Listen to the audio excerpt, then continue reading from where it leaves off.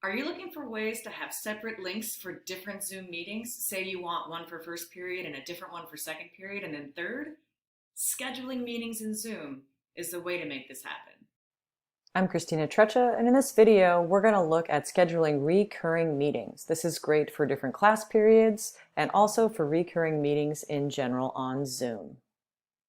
Let's get started. I'm in my Zoom account and I have clicked on meetings. Follow my mouse. See, I clicked on meetings right there. It takes me here to my different meeting options. We explore personal meeting room in another session in this series.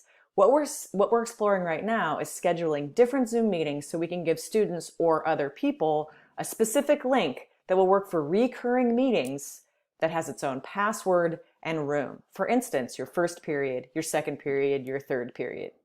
So you go to upcoming and schedule a meeting. So again, you click on meetings, make sure you've clicked on upcoming, not previous personal meeting room or meeting templates, and schedule a meeting. Here is where you could name it. Let's call it bio. You could put a description in there, bio, first period. Put a description, put whatever you want, be funny or not. And then when does it happen? Okay, well, I think it happens on Fridays, right? So it's going to happen on Fridays at 11 a.m. and it's an hour. It's a recurring meeting. So this only has one single date. I can make it every day. Or do you have students every day for distance learning? Do you have them every Friday? Let's say we have them every day. So it's going to start on Friday and this is going to happen daily, or it could happen weekly. So just Fridays, or it could happen on Thursday and Friday. So do you just have students maybe Monday, Thursday, and Friday? Depending on what your schedule looks like now with distance learning, you can choose where this is scheduled to happen. And it only starts when you start it. So even if it's scheduled for 9 a.m. on Fridays, you can still start these meetings by clicking Start Meeting. The end date, we go to the future and just say, well, there's the end date. So let's do repeat once a week, every week on Monday, Thursday, Friday. And it's going to happen, into the spring. Don't have to think about it. Even if it's still there on your Zoom, the meetings can't start without you. So canceling them in the future once you go back to the classroom in person doesn't really matter, shouldn't be a concern. I would put an end date in there and not do the occurrences.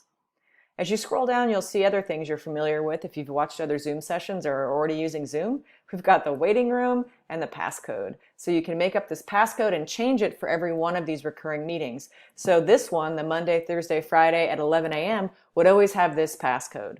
And so then your second period would have another passcode. Passcode is just another word for password. Set it so that your video's on or off, whatever you're using, and the audio, whatever you're using. Make sure you always disable enable before host because you don't want to have students joining and starting without you. Mute participants upon entry. I can't recommend that one enough.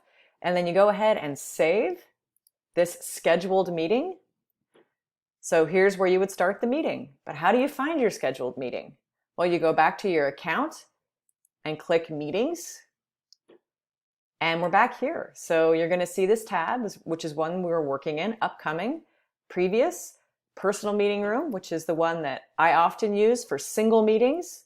But when I'm doing a recurring one, I'm going to schedule it. And we clicked that schedule a meeting to start this. So I go down, I found it. There it is, bio first period.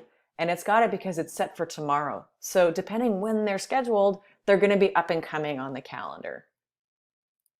All you need to share is the link to the meeting and the password with students. Real quick, where you can find the link is going into the actual meeting. And there it is, the meeting ID. If you go in here, you can see the join link, if this is what you're sending to students, if you're sending them that, or if you're sending them the meeting ID. And don't forget to send them the passcode.